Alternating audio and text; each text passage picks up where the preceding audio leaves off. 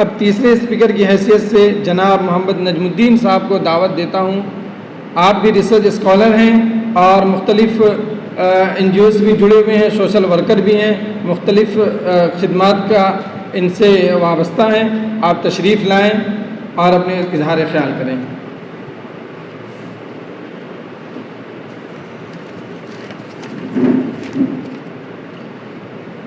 بسم اللہ الرحمن الرحیم۔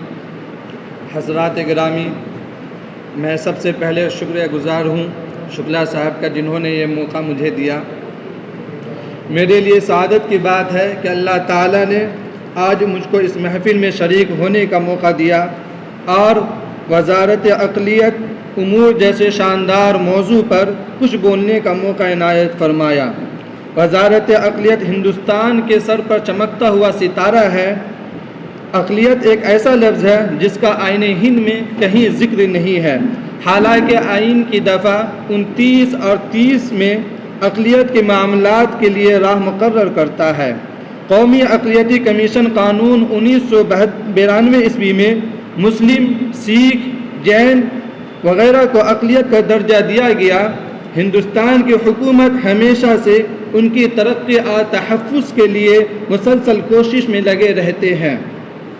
حکومت نے گزشتہ 3 سالوں کے دوران سماج کے لیے مختلف اسکیمیں نافذ کی ہیں، جن میں اقلیتی خاص طور پر معاشی طور پر کمزور اور پسماندہ طبقات شامل ہیں، جن میں پردھان منتری جن یوجنا، پردھان منتری مدرا یوجنا، پردھان منتری کسان یوجنا، پردھان منتری آواس یوجنا، بیٹی بچاؤ بیٹی پڑھاؤ یوجنا وغیرہ جیسے اسکیمیں شامل ہیں۔ اقلیتی امور کی وزارت اقلیتی برادریوں یعنی مسلمانوں، عیسائیوں، سکھوں، بودھوں، پارسیوں اور چینوں کے سماجی و اقتصادی اور تعلیمی طور پر بااختیار کرنے کے لیے پروگرام بھی نافذ کرتی ہے۔ یہ اسکیم جو وزارت نے گزشتہ 3 سالوں کے دوران نافذ کیے ہیں، میں اس کے زرد تفصیل میں جانا چاہتا ہوں۔ براہ راست بینیفٹ کے ذریعے طلباء کو تعلیمی طور پر سے بااختیار بنانے کے لیے pre matric scholarship, post matric scholarship, merit کم وسائل پر مبنی اسکالرشپ فراہم کرتی ہے۔ مولانا آزاد نیشنل اسکالرشپ مالی امداد کی شکل میں اسکالرشپ فراہم کرتی ہے۔ نیا سویرا مفت کوچنگ، اس اسکیم کا مقصد یہ ہے کہ اقلیتی برادریوں سے تعلق رکھنے والے طلباء امیدواروں کو ٹیکنیکل پروفیشنل کورس اور مختلف مسابقتی امتحانات کے داخلہ امتحانات میں کوالیفائی کرنے کے لیے مفت کوچنگ فراہم کرنا ہے۔ پردیس اقلیتی برادریوں کے طلباء کو بیرون ملک میں اعلیٰ تعلیم کے لیے تعلیمی قرضوں پر سود کی اسکیم ہے۔ نئی اڑان، union public service commission, state public service commission, state selection commission وغیرہ زیر اہتمام شروع ہونے والے امتحانات کو کلیئر کرنے والے طلباء کی مدد کرنا ہے۔ نئی روشنی، اس اسکیم کا مقصد یہ ہے اقلیتی برادریوں سے تعلق رکھنے والے خواتین کی قیادت کی فروغ دینا ہے۔ سیکھو اور کماؤ، 14 سے 35 سال کی عمر کے نوجوانوں کے لیے ہنرمندی کی ترقی کی اسکیم اور جس کا مقصد روزگار کے مواقع فراہم کرنا، موجودہ ورکرز کی ملازمت کی صلاحیت اور اسکول چھوڑنے والے وغیرہ کے معاملات کو بہتر بنانا ہے۔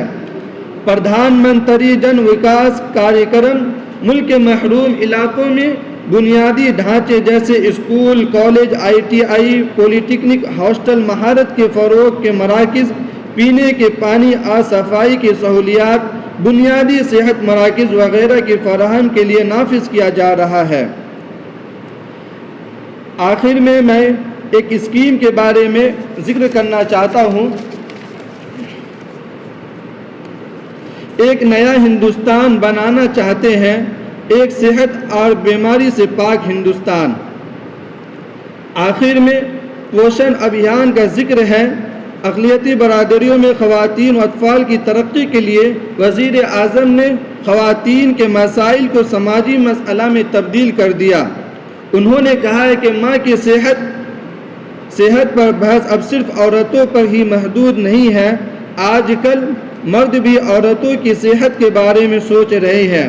حاملہ خواتین کی صحت فیملی کی مشترکہ ذمہ داری ہونی چاہیے۔ پوشن ابھیان کا آپ نے نام سنا ہوگا اس اسکیم کے بارے میں۔